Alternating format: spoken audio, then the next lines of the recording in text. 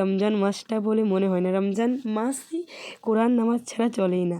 তো এখানে আমি ফ্রুটসগুলো কেটে নিয়েছি, ফলগুলো কেটে নিয়েছি, তাই একে একে সাজিয়ে নিচ্ছি। তোমরা বুঝতেই পারছো আমার গলার অবস্থা, আমার ভয়েসটা বুঝতেই পারছো কেমন হয়ে গেছে, ঠান্ডা লেগে গেছে। ঠান্ডা লাগার পরেও তাও আমি ফল খাবো। রমজান মাস মানেই তো ফল খেতেই হবে, কিছু করারই নেই। তো বন্ধুরা, আজকে মিনি ব্লগটা এতটুকুই। দেখা হবে নেক্সট ব্লগে। ততক্ষণ সকলে ভালো থাকবেন। আসসালাম।